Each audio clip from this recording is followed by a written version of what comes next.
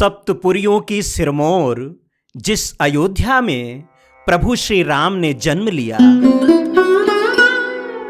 जहां उन्होंने बाल लीला की, जहां गुरु वशिष्ठ से लौकिक और पारलौकिक ज्ञान की शिक्षा ग्रहण की, जिसे त्याग कर वनवासी का कठिन जीवन स्वीकार किया, जिस पर राज करते हुए संसार को राम राज्य का आदर्श दिया, जिसे उनकी चरण रज ने वैष्णवों की राजधानी बनाया, सरयू माई जिसका पाद प्रक्षालन करती हैं और जिसकी धूल माथे से लगाने के लिए देवी देवता, किन्नर गंधर्व, नरवानर, पशु पक्षी, लोक परलोक, साधना सिद्धियां, तंत्र मंत्र, यज्ञ अनुष्ठान, तीर्थ व्रत सब दौड़े चले आते हैं उस अयोध्या की 84 कोसीय परिक्रमा करते हैं।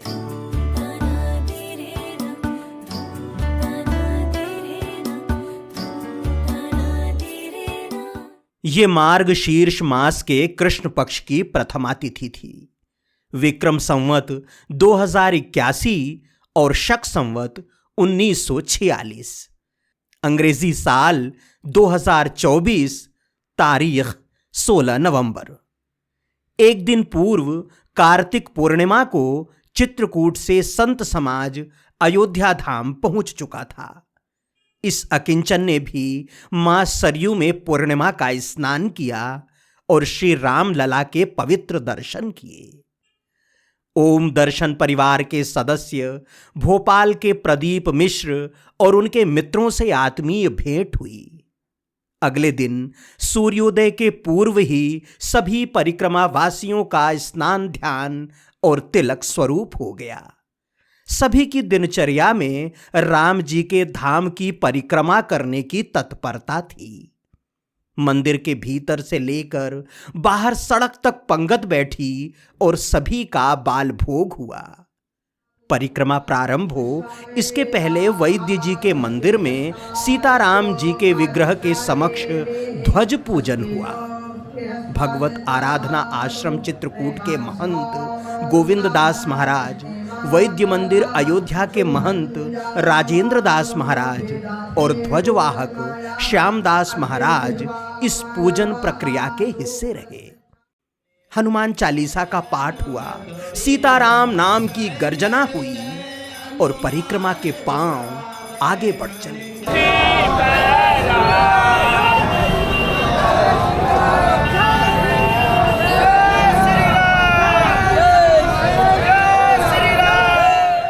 हनुमानगढ़ी चौराहे से जब 450 संतों और भक्तों का समूह निकला तो ठाकुर जी, वीर बजरंग बली सहित समूची अयोध्या ने आशीष की मंगल वर्षा की।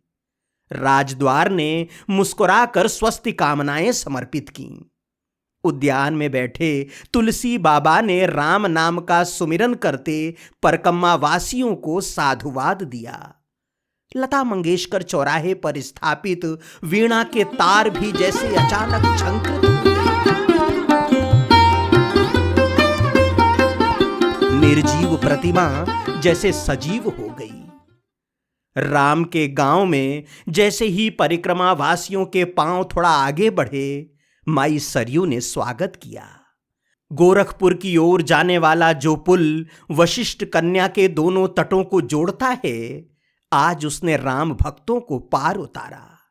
यहां से राम घाट के मंदिरों के भव्य शिखर और शेष घाट की दिव्यता का मनोरम दर्शन मिला। कोहरे में लिपटी सरयू माई की आभा भी मन को लुभा रही थी। पुल पार कर रहे थे और सरयू का मध्यम मध्यम स्वर कह रहा था, केवल हमें ही पार नहीं उतरना, इस संसार सागर से भी पार उतरने का प्रयत्न करना। इस परिक्रमा में राम जी के चरणों से ऐसी लगन लगाना कि 84 लाख योनियों की परिक्रमा न करनी पड़े। इस भीड़ में रहकर भी अपने भीतर का एकांत बचाकर रखना। अंतर मन के मंदिर में ठाकुर जी को विराजे ही रखना। कटरा से आगे बढ़े तो हैदराबाद आया, फिर सिकंदरपुर। ये बस्ती जिले के कस्बे हैं। यहां फर्नीचर का काम बड़े स्तर पर होता है। लगभग हर घर में ही कारीगर सोफे और पलंग बनाने में लगे रहते हैं। यहां बना फर्नीचर लखनऊ, बस्ती, अयोध्या आदि शहरों के बाजार में जाता है। रायपुर और रानीपुर के बाद आया मखौड़ा धाम। आज का पड़ाव यहीं था। मखौड़ा अर्थात श्री अयोध्या धाम का वो हिस्सा जहां पर महाराजा दशरथ ने पुत्र कामेष्ठ यज्ञ किया था, जहां पर तमाम संतों के साथ, गुरु वशिष्ठ के साथ ये यज्ञ संपन्न कराया और इसके बाद प्रभु श्री राम चारों भाइयों सहित माँ के गर्भ में आए और इस संसार ने प्रभु की लीला देखी। गुरु वशिष्ठ के निवेदन करने पर श्रृंगी ऋषि ने ये यज्ञ कराया था। इसके बाद प्रभु श्री राम सहित चारों भाई गर्भ में आए थे। दशरथ जी महाराज को सब कुछ था, लेकिन एक भी संतान नहीं था। तो सुख या दुख अपना दशरथ जी महाराज अपना कुल गुरु वशिष्ठ जी से बताए। वशिष्ठ जी कहे राजन अवश्य पुत्र की प्राप्ति होगा। कहे एक है नहीं तो चार कैसे हो जाएगा। कहे उसके लिए पुत्र प्राप्ति के लिए यज्ञ करना पड़ेगा। तो दशरथ जी कहे अयोध्या में किया जाए। कहे नहीं, अयोध्या में करेंगे तो फल मिलेगा, नहीं कब मिलेगा कोई पता नहीं है। लेकिन अयोध्या नदी से, सरजू नदी से हटकर मनोरमा नदी बहती है। मनोरमा नदी के तट पर यज्ञ किया जाए तो तुरंत ही फल मिलेगा। वशिष्ठ जी कहे उस यज्ञ को हम नहीं करा सकते, उस यज्ञ कराने वाले श्रृंगी ऋषि जी गए। तो श्रृंगी ऋषि जी को चलकर निमंत्रण दिया जाए और उनको पुनः बुलवाकर यहाँ पे यज्ञ किया जाएगा। तो श्रृंगी ऋषि वशिष्ठ बुलावा और पुत्र काम शुभ जग करावा। सब ऋषि मुनि आए, इसी मखौड़ा धाम में आए और यज्ञ हवन किए।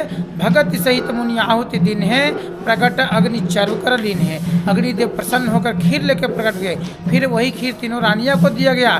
तब जाके दशरथ जी के आंगन में चारों भाई प्रकट हुए। कब प्रकट हुए? चैत्र रामनवमी को राम जी प्रकट हुए। उनके छठी के उपलक्ष्य में पुनः सब ऋषि मुनि आए, इसी मनोरमा नदी में रात्रि विश्राम किए, स्नान किए। मखौड़ा का मतलब होता है मख। मख, मख से यज्ञ, यज्ञ से राम। मख माने होता है यज्ञ। ये यज्ञ भूमि है कि नहीं? कहा गया है काशी क्षेत्रे कृतम पापम प्रयाग क्षेत्रे विनश्यति, प्रयाग क्षेत्रे कृतम पापम अयोध्यायाम विनश्यति, अयोध्यायाम कृतम पापम मनोरमा वज्र लेपो भव। कहीं भी कोई भी पाप किए हैं वो पाप आके यहाँ मनोरमा जी में स्नान करिए, वो पाप आपके धुल जाएगा। जो मनोकामना चाहिए ये मनोरमा जी से मांग लीजिए, आपकी मनोकामना पूर्ण हो जाएगा। ये नदी किसी से अटैच नहीं है, ये स्वयं उद्गम ली है। ये गोंडा जिला में इटिया थोक गाँव पड़ता है, तीरे मनोरमा है ना, वहाँ से उद्गम हुई है और ये आकर ऐसे बहती हुई चली जाती है कुआने नदी में। कुआने जाके सरजुग में आगे जाके मिल जाती है। मनोरमा नदी के तट पर स्थित इस धाम में आने पर आज भी एक आध्यात्मिक बोध होता है। मौसम कौन कुटिले खले कामी, जिन तन दियो ताहि बिसरायो, जिन तन दियो ताहि बिसरायो, ऐसो नमक हरामी मौसम कौन कुटिले खले कामी। नदी के ठीक किनारे यज्ञ कुंड है। माना जाता है कि इसी स्थान पर त्रेता युग में भी यज्ञ हुआ था। संतति प्राप्ति के लिए आज भी यहाँ यज्ञ अनुष्ठान होते हैं और इस यज्ञ कुंड की परिक्रमा की जाती है। यहाँ भगवान शिव का प्राचीन मंदिर है तथा राम जानकी का विशाल मंदिर निर्माणाधीन है। मंदिर के सामने स्थित बड़े शेड के नीचे परिक्रमा के साथ चल रहा राम जानकी का चल विग्रह और हनुमान जी का ध्वज विराजा। सीताराम नाम का संकीर्तन परमानंद का प्रसाद बांट रहा है।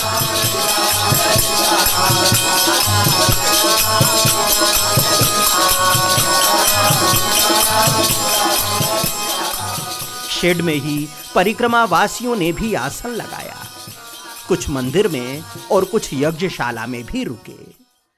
23 दिनों तक चलने वाली इस परिक्रमा का पहला प्रसाद संतों ने रुच रुच कर बनाया और परिक्रमा वासियों ने प्रेम पूर्वक पाया।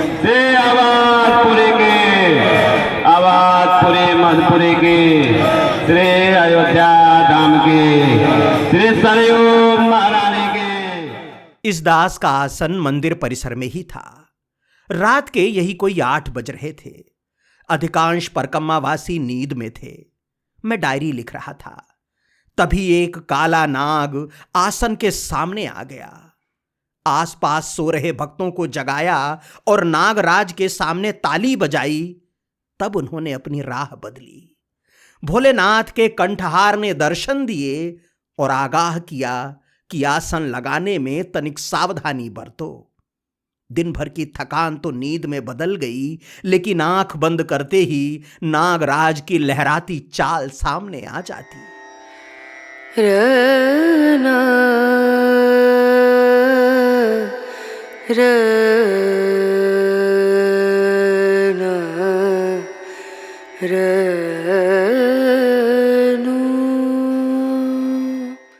दूसरे दिन की परिक्रमा का शुभारंभ हुआ तो समूचा परिदृश्य कोहरे की झीनी चादर से ढका हुआ था।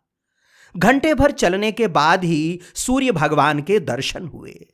जैसे ही दर्शन हुए सभी परकम्मावासियों ने रुक कर प्रणाम किया। परिक्रमा के लिए तनिक सा सामर्थ्य और ऊर्जा मांगी।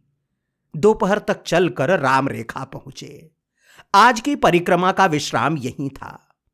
यहां एक नदी है। नदी के तट पर श्री राम जानकी का मंदिर है और एक विशाल वटवृक्ष भी।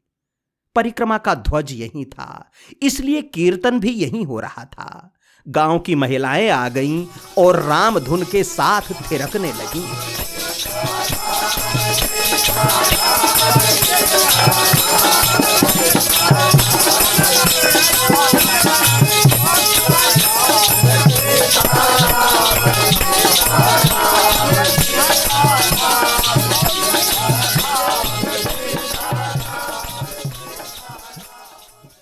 जैसे ही इस स्थान का पौराणिक महत्व पता चला, आस्था और भी प्रगाढ़ हुई।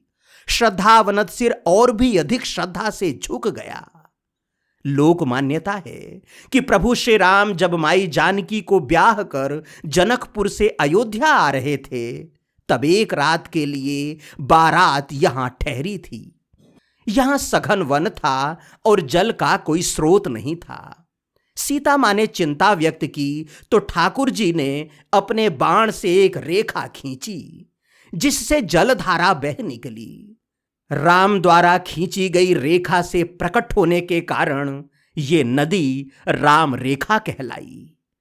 उस समय इसने अयोध्या वासियों की प्यास तृप्त की और आज तक ये यहां आने वालों के पाप धुल रही है। मंदिर के महंत दयाशंकर दास जी बहुत विनम्र और सेवाभावी हैं। जब तक परिक्रमा यहां रही, वे निरंतर सेवा में तल्लीन रहे। भोजन प्रसाद पाकर परकम्मा वासियों ने नींद की हरी हर की। सूरज भी रात की चादर ताने आराम से सो रहा था और परिक्रमावासी स्नान ध्यान कर तैयार हो गए। सबके अपने अपने नियम भी हो गए। 5 बजे घंटा घड़ियाल बजे और मंगला आरती प्रारंभ हो गई। आरती के बाद हनुमान चालीसा का सस्वर पाठ हुआ। एक संत का भक्ति भाव थिरक उठा।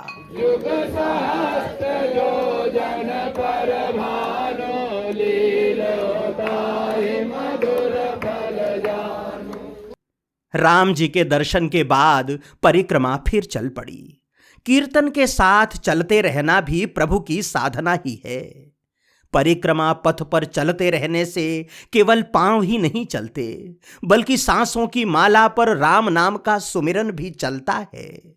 संतों की संगत और परिक्रमा की सहस्रों वर्ष पुरानी परंपरा भी चलती है। शहर से गांव और सड़कों से गलियां जुड़ती हैं। बस्ती से खेत खलिहान और हृदय से हृदय जुड़ते हैं। संतों से गृहस्थ और अपरिचितों से परिचित जुड़ते हैं। अतीत से वर्तमान और वर्तमान से भविष्य जुड़ता है।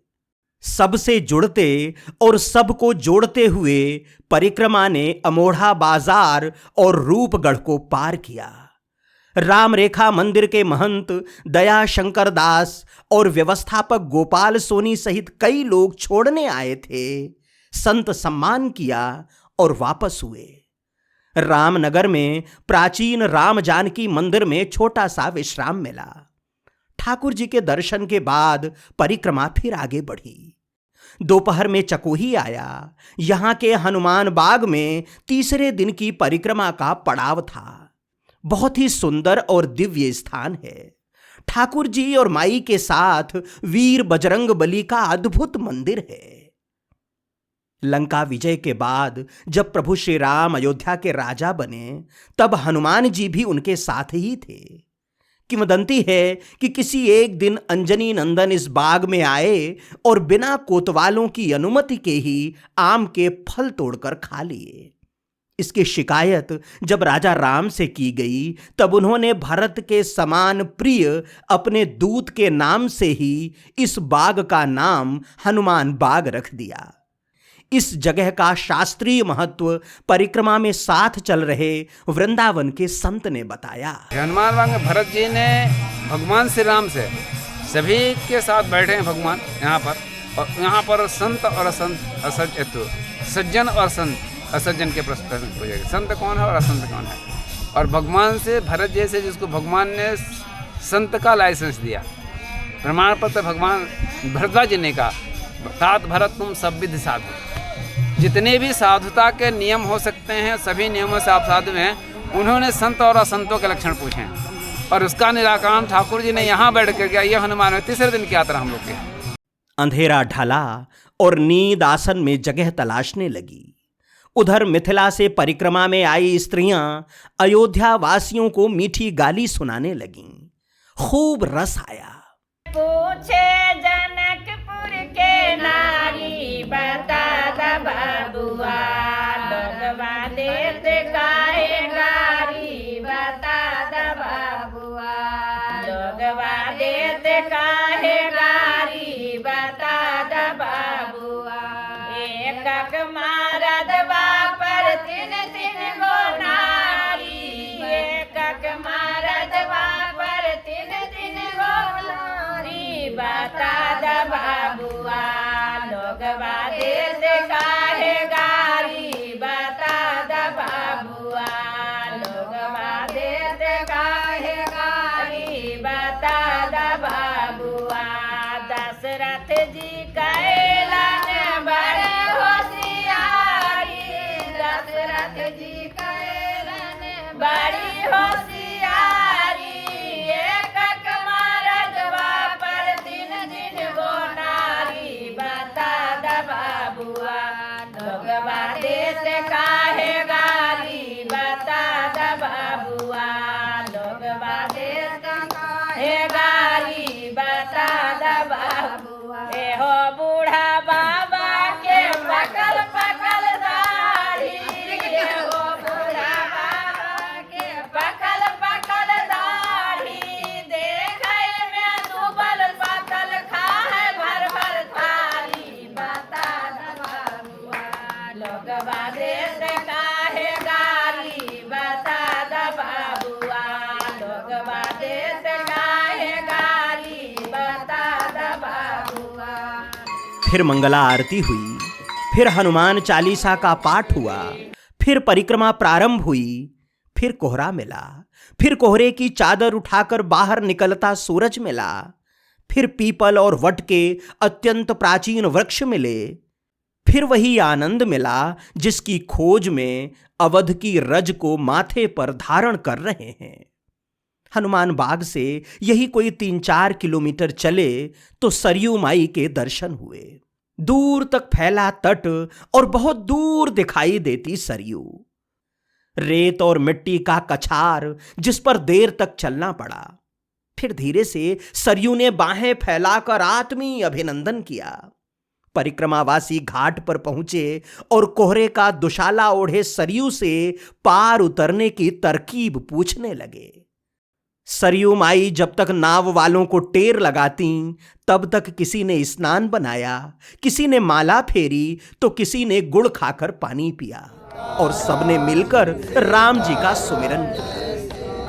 अयोध्या 84 कोस परिक्रमा के चतुर्थ दिवस सरयू माँ को पार करने के लिए समस्त परिक्रमावासी संतगण भक्तगण यहाँ तट पर खड़े हैं। वो सरयू मैया जिसमें भगवान श्री राम का बचपन बीता, जिसके तट पर उन्होंने खेला और खेलते खेलते जिसे कई बार पार किया, जिस जल को स्पर्श कर पावन किया, आज उस जल को, आज उस सरिता को, आज उस मैया को नाव से परिक्रमावासी पार करेंगे और आगे की यात्रा करेंगे।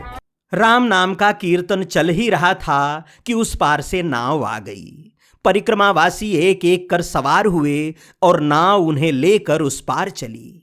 थोड़ी देर बाद एक नाव और आई और उसमें परिक्रमावासी सवार हुए। दोनों नावों ने 3-4 खेप में सभी को पार उतार दिया।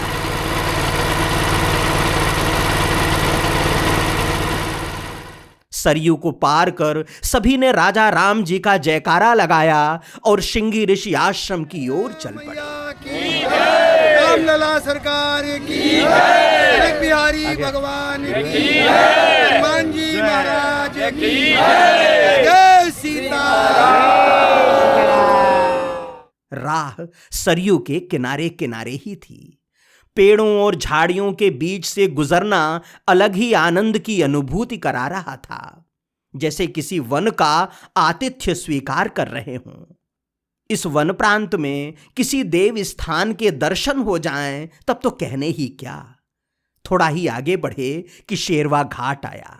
यहीं श्रृंगी ऋषि आश्रम है। बड़ा ही मनोरम घाट। अयोध्या 84 कोस की पूरी परिक्रमा में इससे सुंदर और विस्तृत घाट दूसरा नहीं। यहां किसी एक देवी देवता का मंदिर नहीं, बल्कि मंदिरों का समूह है। भगवान राम, कृष्ण, हनुमान जी, भोलेनाथ, शनि सहित अनेक आराध्यों के विग्रह हैं। हनुमान जी जब अपने गुरु बनाने के लिए श्रृंगी ऋषि जी के पास पहुँचे तो श्रृंगी ऋषि जो है अब गुरु बनने से इनकार कर दी। बोले हम तुम्हारे योग्य नहीं हैं। तो उन्होंने कहा सप्त ऋषियों को बुलाइए। तो सप्त ऋषियों का आवाहन श्रृंगी ऋषि ने किया। जब श्रृंगी ऋषि ने सप्त ऋषियों का आह्वान किया उसमें 5 ऋषि आए। 5 ऋषियों ने ये बताया, 7 हुए ने 2 अपने तपस्या में भी थे, तो उन्होंने ये बताया कि आपको सूर्यदेव ही आपके गुरु बन सकते हैं, क्योंकि अब पृथ्वी पर कोई नहीं है। तो सूर्यदेव के पास शाम होने से पहले, सूर्यास्त के पहले पहले आप पहुंच जाएं। तब सूर्यास्त के पहले बजरंगबली वहां पहुंचते हैं और सूर्यदेव को अपना गुरु बनाते हैं। ध्वज सीताराम कुटीर में था। यहां हनुमान जी का विग्रह बहुत अलग और अद्भुत है। ऐसा विग्रह अन्यत्र मिलना दुर्लभ है। परिक्रमा चूंकि सुबह 9 बजे ही यहां पहुंच गई थी, इसलिए पूरी सब्जी का बाल भोग वितरित किया गया और संतजन भोजन प्रसाद बनाने में तल्लीन हो गए।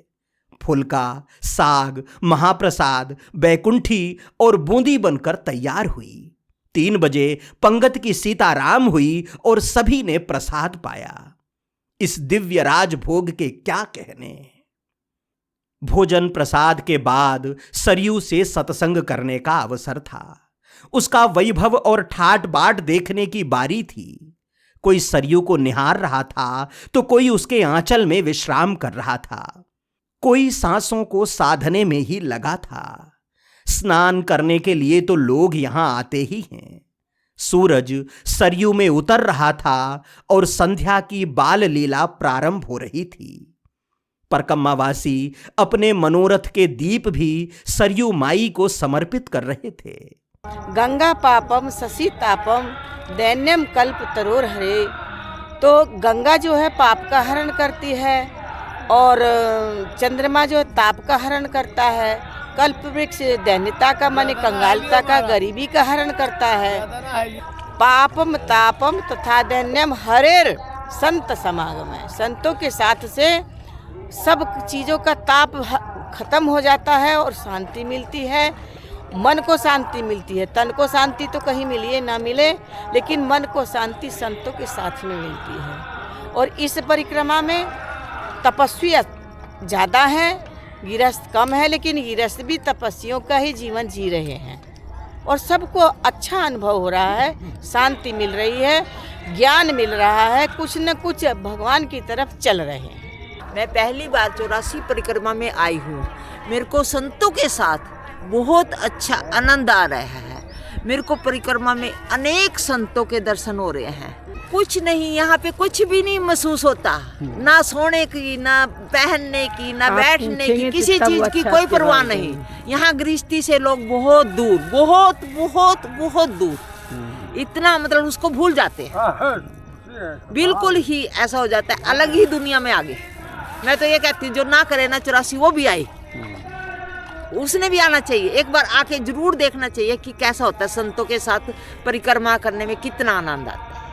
इस अकिंचन को उन्होंने अपनी गोद में बैठाया और अपने घाट की कहानी सुनाने लगीं।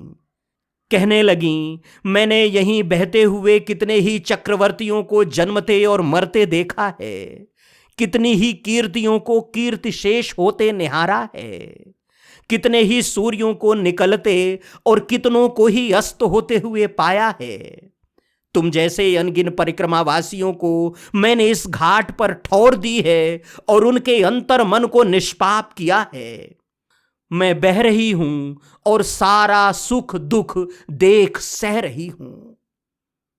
यहां सरयू के घाट पर 2 समाधि मंदिर हैं। पहला मंदिर श्रृंगी ऋषि का है।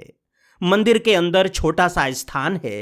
कहा जाता है कि यहीं पर श्रृंगी ऋषि ने समाधि ली थी। जैसा इस दास ने मखौड़ा में निवेदन किया था कि श्रृंगी ऋषि ने ही राजा दशरथ को पुत्र काम यज्ञ कराया था। वे महाराज दशरथ की इकलौती बेटी शांता के पति थे और यज्ञ कराने के लिए जब अयोध्या आए थे तो इसी स्थान पर ठहरे थे। श्रृंगी ऋषि की समाधि के समीप ही उनकी धर्मपत्नी शांता की भी समाधि है। यहां पर उन दोनों ने समाधि ली थी या नहीं, थोड़ी देर में इस रहस्य को यहीं के संत से समझेंगे। फिलहाल सांझ ढल रही है और सरयू मैया की आरती में सम्मिलित होने का समय हो रहा है। माई की आरती के पहले श्रृंगी ऋषि और शांता की आरती होती है, पूरी आस्था और भक्ति भाव के साथ।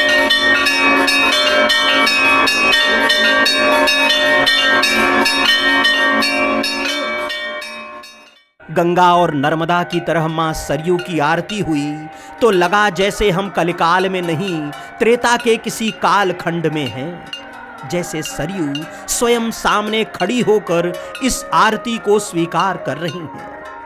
मैया के घाट पर देर तक गांव वालों और परिक्रमा वासियों का जमावड़ा रहा। आश्रम में लौटे और राम कुटीर के महंत जी से सत्संग हुआ। तो दशरथ जी ने श्रृंगी ऋषि के लिए बुलावा भेजा। वो राजा रोमपाद के दामाद थे, तो वहाँ से उनको बुलाया गया, जिसको आजकल राजगीर कहते हैं। राजा रोमपाद की राजधानी थी, अंगदेश कहते हैं उस समय, अभी वर्तमान में राजगीर है। तो राजगीर से उनको बुलाया गया यहाँ पे। इसी जगह पे उनका उतारा हुआ, मतलब जो साधुओं में भाषा है उतारा, मतलब जहाँ उनको स्थान दिया गया निवास। यहाँ पे रह के वो मखौड़ा जाते थे, वहाँ उन्होंने पुत्रेष्टि यज्ञ कराया और उस यज्ञ से राम लक्ष्मण भरत शत्रुघ्न प्रकट हुए। सब इनको सबको विदित है। तो ये बहुत पौराणिक स्थल है श्रृंगी ऋषि जी। और इसकी यहाँ पे जिसकी ये मान्यता है कि जिनको संतान की प्राप्ति ना होती वो यहाँ आके मनौती माने, तो श्रृंगी ऋषि बाबा की कृपा से उनको पुत्र रत्न की प्राप्ति हुई। ये इस जगह का बिल्कुल पौराणिक महत्व है। महाराज जी, यहाँ समाधि है श्रृंगी ऋषि की और शांता। भगवत समाधि तो नहीं है जी, ये नहीं कहा जा सकता कि समाधि है। हाँ, आज प्रमाण उसका ये है कि ये यहाँ पे आए, निवास किया यज्ञ के काल में, उसके बाद वो यहाँ से चले गए। क्योंकि वाल्मीकि रामायण में लिखा है कि राजा रोमपाद के दामाद होने के नाते आप वहाँ राजा हुए। तो एक राजा हर जगह समाधि तो ले नहीं सकता, ये मर्यादा है उसकी। और पूरे भारत में लगभग 14 स्थान है जहाँ श्रृंगी ऋषि के आश्रम है। राजगीर से शुरू करिए अजमेर पुष्कर तक, अपने कौशाम्बी में भी है, श्रृंगवेरपुर में भी श्रृंगी ऋषि का है।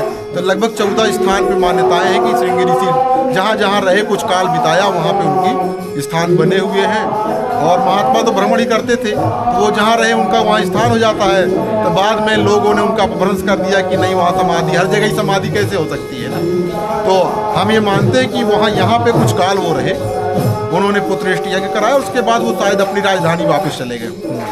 रात हुई तो हवाएं सरयू में स्नान कर परिक्रमा वासियों के आसन तक आ पहुंची। जिनके पास कपड़े कुछ कम थे, उन्होंने आग जलाई और रात काटी। रात के 3 बजे और डोल डाल के लिए कमंडल के खड़खड़ की आवाज होने लगी। रना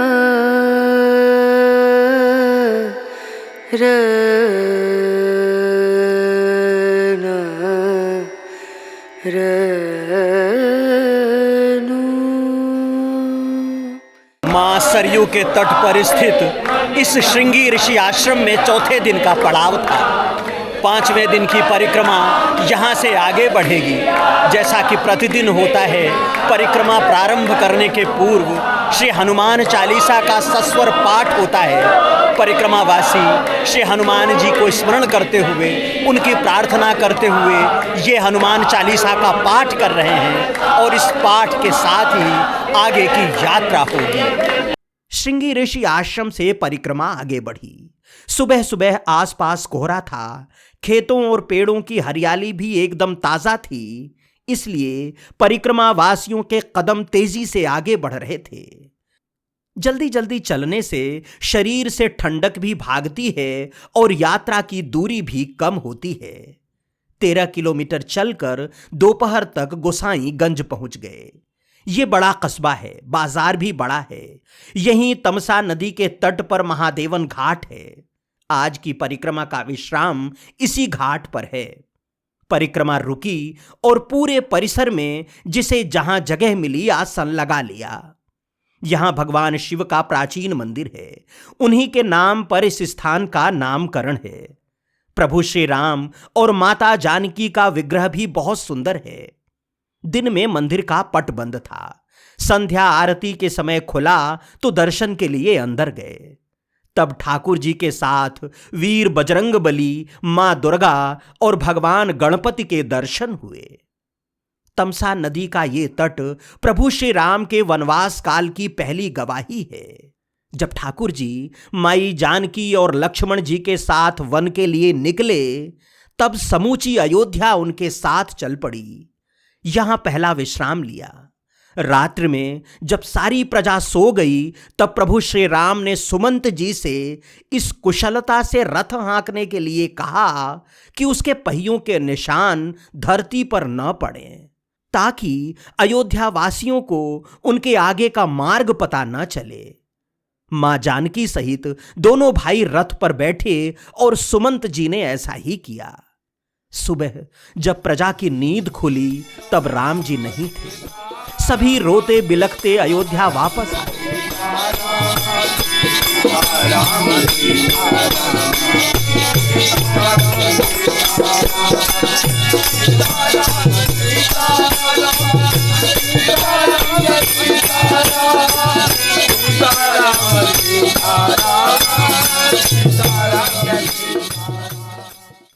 इस तरह इस तमसा में प्रभु श्री राम के विरह के साथ अयोध्या वासियों के आंसू भी समाये हुए हैं। जिस जगह पे प्रभु श्री राम पहले दिन आए थे, अयोध्या की 84 कोसीय परिक्रमा यहाँ 5वें दिन विश्राम ले रही है।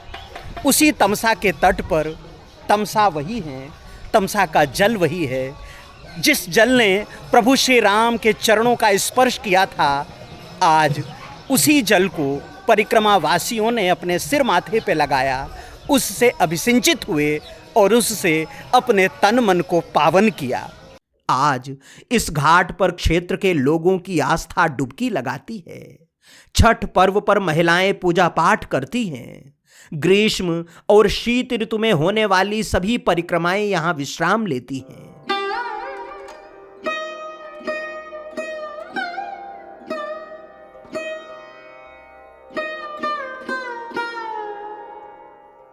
छठे दिन की परिक्रमा में कोई पौराणिक स्थल नहीं था, लेकिन लोक देवी देवताओं के स्थल जगह जगह थे। यहां नीम के पेड़ में देवी का वास माना जाता है।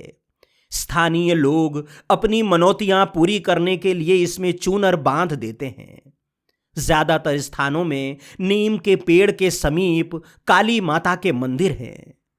उद्योग धंधे भी देवालय ही हैं। इस क्षेत्र में ईंट बनाने का काम बड़े स्तर पर होता है। जगह जगह ईंट भट्ठे भी लगे मिल जाते हैं। यहां की ईंटें अच्छी गुणवत्ता की मानी जाती हैं। परिक्रमा केवल शारीरिक शक्ति से नहीं बल्कि दृढ़ इच्छा शक्ति से भी होती है। परिक्रमा के दौरान इस युवती के पांव में मोच आ गई, लेकिन इसने गाड़ी पर बैठने की बजाय पैदल चलना ही स्वीकार किया। जिसके पांव में जन्मजात विकृति है वो भी चलता है और मस्ती में चलता है। बुढ़ापा भी किसी तरह की बाधा नहीं बनता। कष्ट में भी आनंद तलाशना कोई परिक्रमा वासियों से सीखे। इस परिक्रमा में साधु हैं, संत हैं, गृहस्थ हैं, अशक्त हैं, सशक्त हैं, बाल हैं, वृद्ध हैं, युवा हैं, सभी हैं। सबकी मनौतियां, सबकी कामनाएं परिक्रमा कर रही हैं। दोपहर में आगागंज संस्कृत विद्यालय पहुंच गए। आज यहीं रुकना था। विद्यालय, बगीचा और वट वृक्ष के नीचे स्थान मिला। जिसके पांव में छाले पड़े या छोटी मोटी तकलीफ हुई, सभी ने परिक्रमा में साथ चल रहे डॉक्टर सुरेश कुमार से उपचार कराया। 2 दिन से ठंड का प्रकोप तेज हो गया था। इसके बाद भी संतों को धरती को बिछौना और आकाश को ओढ़नी बनानी पड़ रही थी। ऐसे में परकम्मा के पहले और परकम्मा के बाद किसी का सहारा भजन था तो किसी का धूना। कोई अपनी धुन में था तो कोई राम नाम की धुन में। कोई तन पर भभूत मल रहा था तो कोई मन की गंगा में डुबकी लगा रहा था। सर्दी इनकी लगन और अगन देखकर भाग रही थी और भक्ति भाव का जोश पूरे होश के साथ कायम था। फिर शाम ढली, फिर नींद सबको घसीट कर आसन पर ले गई। सुबह ठाकुर जी की आरती हुई तो ठंड कड़कड़ा रही थी। फिर भी सब कुछ समय से ही हुआ। परिक्रमा भी बिल्कुल समय से ही प्रारंभ हुई। दोपहर तक रामपुर मगन स्थित सूर्य कुंड पहुंच गए। ठाकुर जी की कृपा से आसन लगाने के लिए पीपल और वट का वृक्ष मिला। राम जी इसी रास्ते से होकर वन के लिए गए थे। कहा जाता है कि सूर्य कुंड में स्नान करने से सभी तरह के चर्म रोग ठीक हो जाते हैं, लेकिन फिलहाल कुंड इतना गंदा है कि इसके जल का स्पर्श ही नहीं किया जा सकता। यहां छोटे छोटे मंदिर हैं। बाबा जी की कुटिया में सूर्य भगवान की प्रतिमा है, भैरव प्रतिमा और स्थानीय देवी का भी छोटा मंदिर है। ग्रामीणों का सहयोग स्तुत्य है। 8वें दिन की परिक्रमा में सबसे महत्वपूर्ण स्थान मिला सीता कुंड। कहते हैं कि वन जाते हुए मां जानकी ने इस कुंड में स्नान किया था। इसके दोनों तटों पर प्राचीन मंदिर हैं। इस कुंड के सौंदर्यीकरण का काम तेजी से चल रहा है। चारों तरफ के घाटों पर निर्माण कार्य चल रहा है। गहरीकरण भी हो रहा है। ये पूरा मार्ग घने वृक्षों और खेतों के बीच से आगे बढ़ता है, इसलिए हरियाली और शीत का संग साथ अंत तक बना रहा। दिन भर में 30 किलोमीटर के आसपास चलना था और कई जगह मार्ग भी पथरीला था, इसलिए चलने में परेशानी हुई। जो लोग नंगे पांव चल रहे थे, राम जी ने उनकी सबसे अधिक परीक्षा ली। ढेमा वैश्य हनुमान मंदिर पहुंचे तो थक कर चूर हो गए थे। यहां हनुमान जी का विग्रह बहुत जागृत है। शनि भगवान भी विराजे हुए हैं। मंदिर परिसर बहुत हरा भरा है। समीप ही तालाब है। आज भूख बार बार पंगत को याद कर रही थी। जैसे ही सीताराम हुई लगा साक्षात अन्नपूर्णा सामने है। एक एक कौर में परमानंद उतर आया था। परिक्रमा भक्ति भाव के साथ भूख का आनंद भी देती है, जठरा नल की ज्वाला को भड़का देती है। जैसे मनुष्य की चेतना पर माया का पर्दा रहता है और ज्ञान के परम तेज से हटता है, उसी तरह से हर सुबह परिक्रमा की राह में कोहरे का पर्दा होता है। जब सूर्य नारायण की किरणें धरती पर खेलती हैं, तब उनकी विदाई होती है। आज भी परिक्रमा कोहरे के बीच ही प्रारंभ हुई, लेकिन जैसे जैसे आगे बढ़ी धूप खिलती गई और कोहरा छंटता गया। आज की परिक्रमा में खेत मिले, खेतों की तकवारी करते मचान मिले, बाग बगीचे मिले, घास फूस की झोपड़ियां मिली तो सुंदर मकान भी मिले। एक ही राह में आशियाने के अलग अलग रंग देखने को मिले। बहुरंगी रास्ते पर तकरीबन 18 किलोमीटर चले तब आया जन्मेजय कुंड। आज की रात इसी पौराणिक स्थल पर बीतनी थी। जन्मेजय कुंड का संबंध महाभारत काल से है। अर्जुन के पुत्र अभिमन्यु थे जो चक्रव्यूह में मारे गए थे। उस समय उनकी पत्नी उत्तरा गर्भवती थीं और उनसे परीक्षित पैदा हुए। परीक्षित की मृत्यु तक्षक नाग के डसने से हुई। उनके पुत्र हुए जन्मेजय। राजा जन्मेजय ने यहां नागदाह यज्ञ किया था और इस कुंड में प्रथम स्नान किया था। उस नागदाह यज्ञ को रुकवाकर सर्प जात की रक्षा करने वाले आस्तिक मुनि ने यहीं समाधि ली थी। यहां उनका मंदिर है और मंदिर में उनके नाम की पिंडियां हैं। मंदिर ऊंचे टीले पर बना हुआ है और आसपास के लोग बड़ी संख्या में दर्शन के लिए आते हैं। माना जाता है कि सर्प के डसने के बाद कोई भी व्यक्ति अगर जीवित अवस्था में यहां आ गया तो वो पूरी तरह से ठीक हो जाता है। कोई झाड़ फूंक नहीं होती, केवल जन्मेजय कुंड में स्नान कराया जाता है और हवन कुंड की भभूत दी जाती है।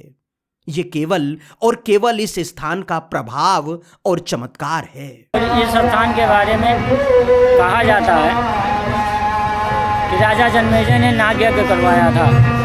मेन ये स्थान है जहाँ पे राजा जन्मेजय ने यज्ञ करवाया था। महाराज आस्तिक आए थे।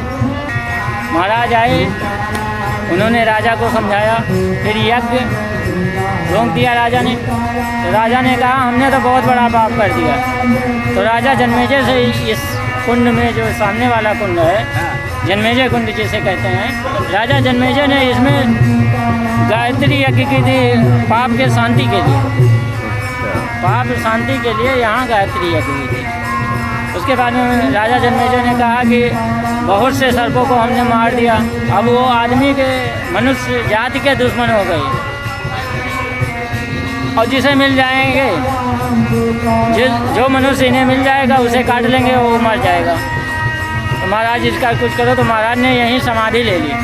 कहा कि मुझे समाधि दे दो, मैं यहीं समाधि ले लेता हूँ। जो भी मेरा नाम लेके चल देगा और मेरा नाम लेता हुआ आएगा, वो अपने पैरों से ठीक होके जाएगा।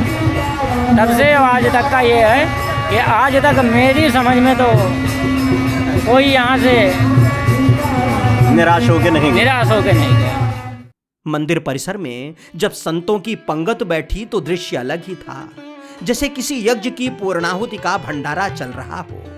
लेकिन ये पूर्णाहुति का नहीं, परिक्रमा का नित्य का भंडारा था। ग्रामीणों में सेवा का भाव भी अद्भुत था।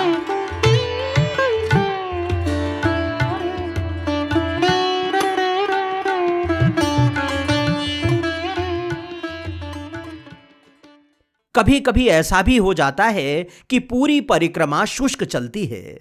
शुष्क से आशय कि कोई महत्वपूर्ण धार्मिक और पौराणिक स्थल नहीं मिलते।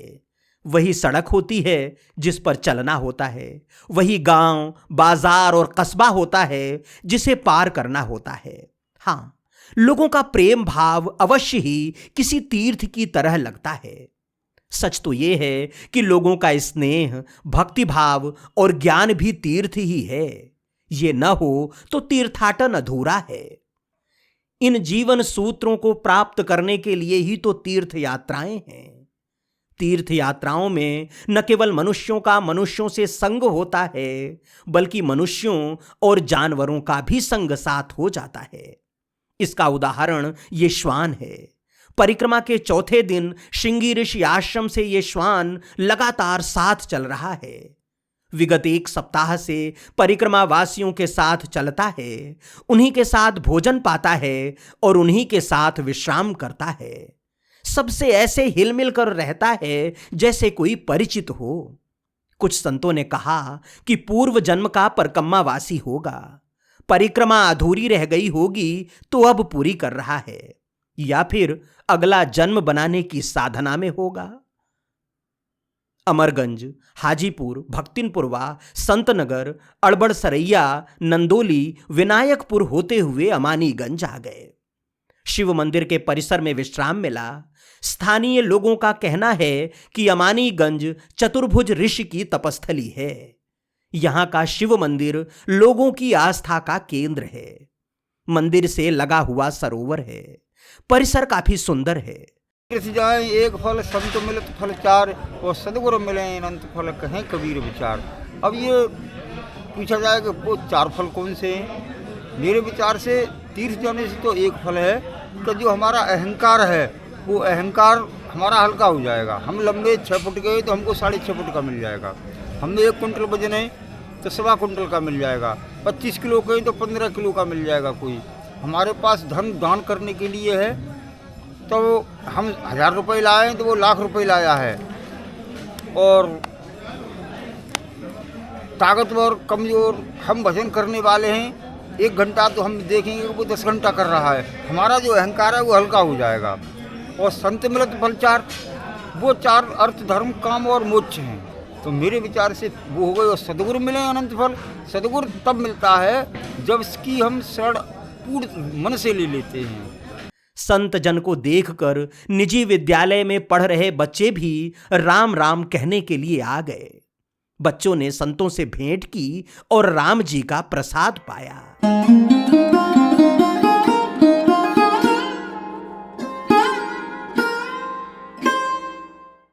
वीडियो धीरे धीरे बड़ा हो गया है, इसलिए इसे यहीं रोकते हैं। अगले भाग में शेष दिनों की परिक्रमा करेंगे। विदा लें, इसके पहले जान लेते हैं कि ये परिक्रमा कब प्रारंभ होती है और इसमें कैसे शामिल हो सकते हैं। अयोध्या की 84 कोसीय परिक्रमा वैसे तो कभी भी कर सकते हैं, लेकिन अगर संतों के समूह के साथ करना है तो कार्तिक पूर्णिमा को अयोध्या धाम पहुंच जाइए। मार्गशीर्ष की प्रतिपदा से परिक्रमा प्रारंभ होती है और अगले 23 दिनों तक चलती रहती है। भगवत आराधना आश्रम चित्रकूट के महंत गोविंद दास महाराज इस परिक्रमा की अगुवाई करते हैं। भोजन और दवाइयों की सेवा निःशुल्क रहती है। ग्रीष्म ऋतु में चैत्र रामनवमी के बाद अयोध्या के संत गयादास महाराज के नेतृत्व में भी परिक्रमा प्रारंभ होती है। आप अपनी सुविधा से समय, संत और समूह का चयन कर सकते हैं। अयोध्या तक कैसे पहुंचना है यह बताने की आवश्यकता नहीं। गूगल गुरु को पुकारेंगे तो उनका लिखित और मौखिक प्रवचन शुरू हो जाएगा। वैसे देश भर से गाड़ियां और रेलगाड़ियां यहां आती हैं। रामलला का मंदिर बनने के बाद अयोध्या हवाई सेवा से भी जुड़ गया है। फिलहाल यहीं तक। इस वीडियो पर बने रहने के लिए अंतर्मन से आभार। यायावर ओम द्विवेदी को अनुमति दें। चलते चलते वही एक निवेदन, अगर आपने अभी तक ओम दर्शन चैनल को सब्सक्राइब नहीं किया है तो कृपया कर लें। अगर आप चाहते हैं कि ये सनातन धन जन जन तक पहुंचे तो परिचितों और मित्रों के साथ साझा करें। हमने अपने हिस्से का काम किया, आपका काम आपको करना है। जय हो श्री अयोध्या 84 कोस परिक्रमा की। सीताराम भगवान की जय। नर्मदे हर।